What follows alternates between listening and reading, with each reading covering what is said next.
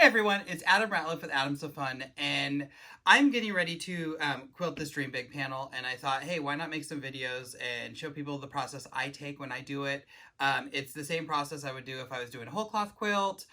In this case, it is a Dream Big. I've done a few of them. Each time I do them a little bit different. So I thought I would go all the way from auditioning threads. I'm not going to show you how to load. I already loaded, the back's already loaded on with a burrito method. I have videos the way I like to load my quilts. I'll load on the top though. Batting today, I'm going to be using poly batting. This is a Quilter's Dream Poly, and then this is Quilter's Dream Puff. So it's a higher loft poly. So I'm going to use both layers, and I'll do the layer of the regular poly batting with the Dream Puff on top. So as I stitch, it's going to give a lot more definition and loft to those areas that aren't hit with those stitches. I've done it with this before. I've done them with a layer of 80/20 and a layer of wool on top to do kind of get the same effect. This is a wall hanging. It's not going on a bed. Like, no, I'm not going to be under it. So in these cases, I think poly works great. That it will hang nice. It'll hang flat. So so that's what we're doing here. The backing is already loaded. I will bring you around to the front, or I'll bring you around so you can see better, and we can talk about some of the threads I've decided to use. I had an idea of what I wanted to do, but as I was pulling colors, that idea has changed. So I'll flip around the camera and see you back here in a second.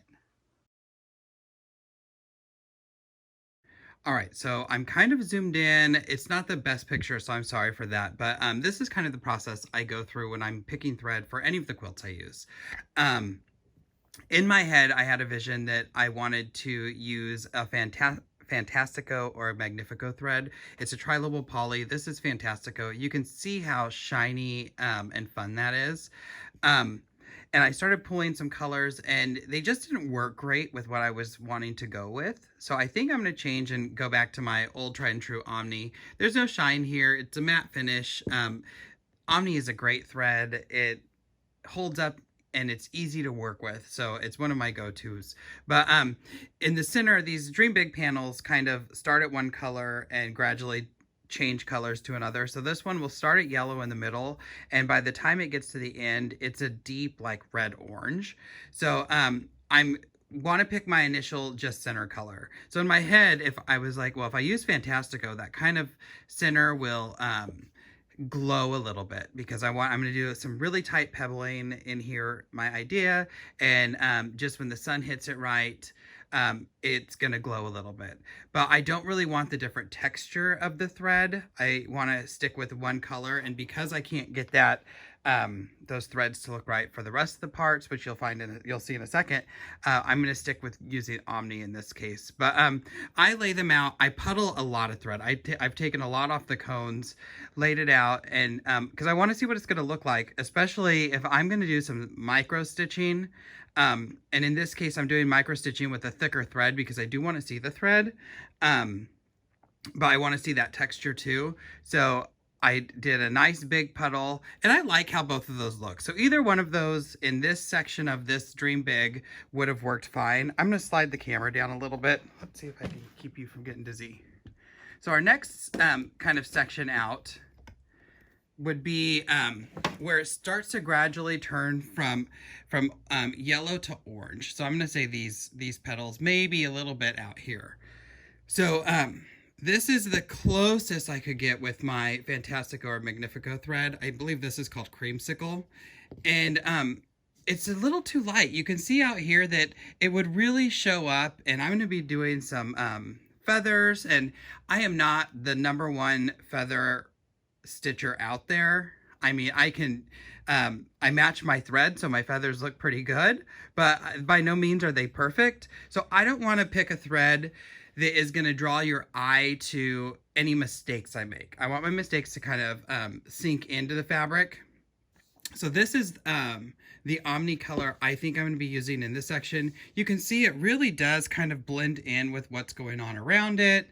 And I think it's going to look really great in this kind of second layer of petals. Now, if we move down a little bit, this would be our third and our outer layer. I'm going to tilt the camera a little bit. So I do have a Magnifico, or this is what, yeah, this is Magnifico. I do have a Magnifico thread that would look pretty good here. You can see how the light hits it, and it gives it a little bit of shine. So that's kind of what I really wanted, but I don't have the correct color over here, and I don't want it to only shine in weird places. So I'm using this kind of red orange, which really looks great. Like I can see it, but I know it's there, but it's gonna just blend right in. And even in this outside where it gets pretty dark, that is gonna look pretty good. And I also have this orange that kind of fits this weird layer where there's a little bit of orange, but a lot more yellow, or a little bit of orange, but then the yellows on the outer areas.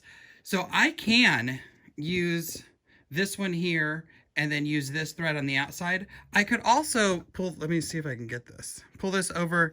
It will blend in. So, you know, when I get to that point of this, I'll decide, do I want to use 2 different color threads or do I want to use 1? Because really in this case, both of them would work. But I'm definitely going to be sticking with the Omni thread for this project.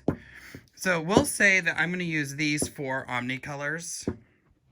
And I'll get right here. So in this case, I do like to use a thinner thread on the bottom. So I'm going to be using So Fine for this one.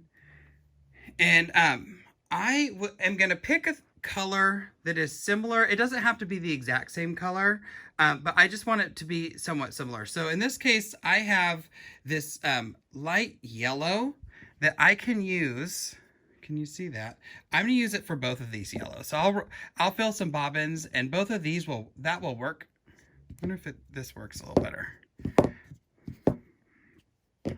There we go.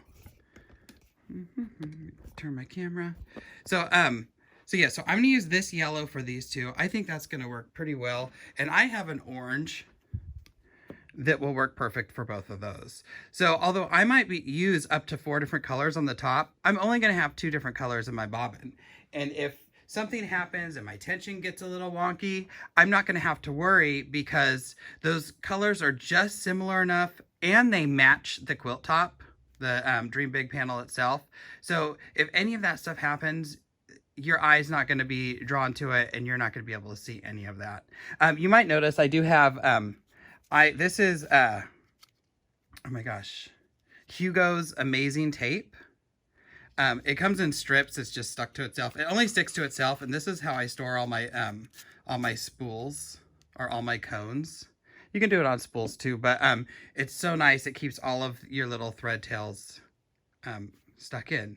So I'm going to load up my top and then I'll bring you back when I start basting down the top and everything.